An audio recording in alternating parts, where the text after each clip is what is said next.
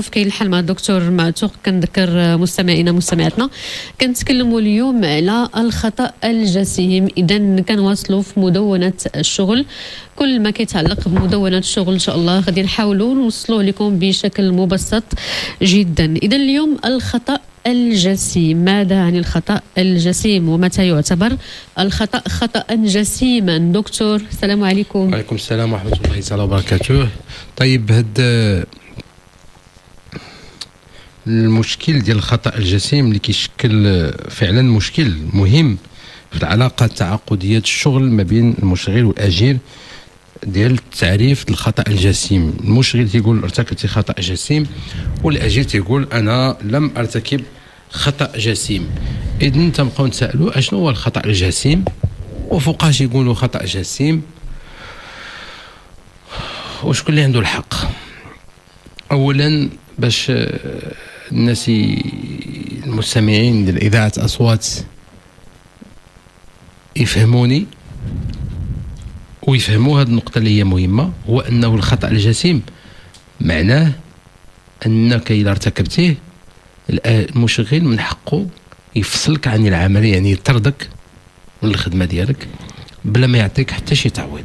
هذا هو الخطأ الجسيم.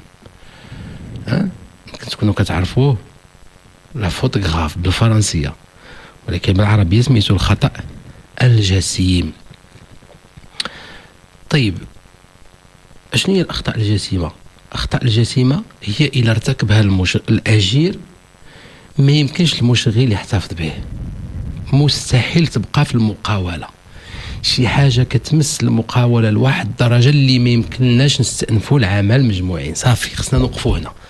هذا هو التعريف ديال الخطأ الجسيم.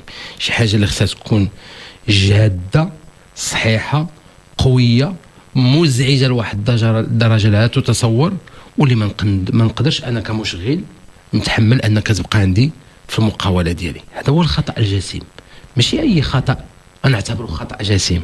ما قلتي لي صباح الخير، رديتي عليا الهضرة، كنسين كنتناقشوا ورديتي عليا الهضرة، هذا ماشي خطأ جسيم. ما درتيش واحد الخدمة في واحد الأجل معين وما كان عند هذا التأخير ديالك حتى شي آثار على المصالح الشركة، ماشي خطأ جسيم. إذن جاء المشرع تعرف الخطأ الجسيم، تيقول بأنه ما جاش يعرف، ولكن جا يعطينا قائمة، لأن الاجتهاد القضائي أي القضاة ديال محاكم الاستئناف ومحكمة النقد يعني المستشارين هما اللي جاو تعرفوا الخطأ الجسيم. المشرع عطى في الفصل 39 مدونة الشغل واحد الأمثلة، وهذه الأمثلة هي فقط على سبيل الاستئناس ماشي على سبيل الحصر. يعني يمكن تكون هناك أخطاء أخرى، وخصكم تعرفوا بأن أي خطأ من هذه الأخطاء راه عنده واحد الشروط. إذن غنشوفوا اش كيقول المشرع. تعتبر بمثابة، هاد بمثابة يعني أن هذا الشيء اللي غادي نقول يمكن نعتبره أخطاء جسيمة يمكن أن تؤدي إلى الفصل الأخطاء التالية المرتكبة من طرف الأجير: ارتكاب جنحة ماسة بالشرف.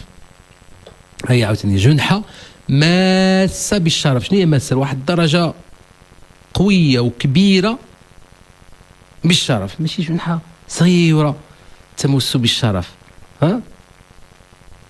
خصنا نعرفوا شنو هي الماسة بالشرف. جنحة ماسة بالشرف، جنحة ارتكاب جنحة ماسة بالشرف أي تمس لها علاقة بالشرف. إذن أو الأمانة، الشرف والأمانة. إن أي جنحة عندها علاقة مسات تتعلق بالشرف وبالأمانة صدر أنا مازال ما ساليناش تنعرفوا ماسة بالشرف وبالأمانة، صدر بشأنها حكم نهائي وسالب للحرية.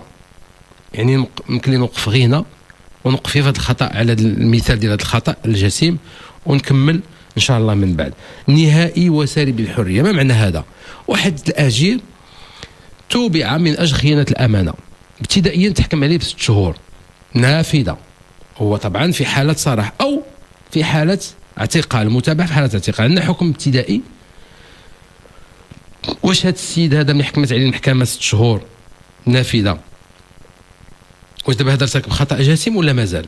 غادي نقول لكم مازال ما ارتكبش الخطا الجسيم، حيت مازال الحكم ماشي نهائي، عندنا حكم ابتدائي، اذا دار الاستئناف وجات الاستئناف وايدات الحكم ديال 6 شهور. واش هذا الحكم هذا قرار محكمه الاستئناف وهل هو نهائي؟ الى ما دارش النقد في الاجل القانوني غادي يكون نهائي، وغادي نعتبروه خطا جسيم، حيث هو يمس بالشرف، يمس بالامانه، واصبح نهائيا وهو سالب للحريه. هي الشروط ب4 متوفره، ولكن اذا درت فيه النقد غادي يطلع الملف في محكمه النقد ومازال ماشي نهائي، وبالتالي مازال ما ارتكبش خطا جسيم ومازال ما تفسرش عن العمل بسبب الخطا الجسيم. يعني اذا مشى حتى ربح في النقد وبرعته محكمه النقد او بعثت الملف، ارسلت الملف مره اخرى الى محكمه الاستئناف بهيئه اخرى وحكمت المسامح محكمه الاستئناف واعطته البراءه وخرج وجا المشغل ودار النقد، واش غنردوا للخدمه؟ مازال ما غنردوش للخدمه. واش الحكم نهائي؟ لا مازال ماشي الحكم نهائي. واش ارتكب خطا جسيم؟ مازال ما ارتكبش خطا الجسيم. اذا تقول الكلمه محكمه النقد كلمه النهائيه ديالها ويصبح الحكم نهائي ويكون سالب للحريه، عاد نعتبره بان هذا خطا جسيم. اذا اي شخص عنده مشكل ديال الشيك، مشكل خيانه الامانه، مشكل كيتعلق بالاداب، هذا راه كيتعلق بالشرف بالادب، خص الاحكام تكون نهائيه وخص تكون سالبه للحريه، يعني ما تكونش موقوفه التنفيذ وما تكونش فيها غرامه فقط، خصها تكون سالبه للحريه. اذا هذا فقط الخطا الاول، المثال اللي عطينا، والحلقه المقبله ان شاء الله نعطيو الخطا، نرجعوا الخطا الثاني ان شاء الله. نعم شكرا دكتور. اذا مستمعينا معلومات اليوم كتتعلق بالخطا الجسيم.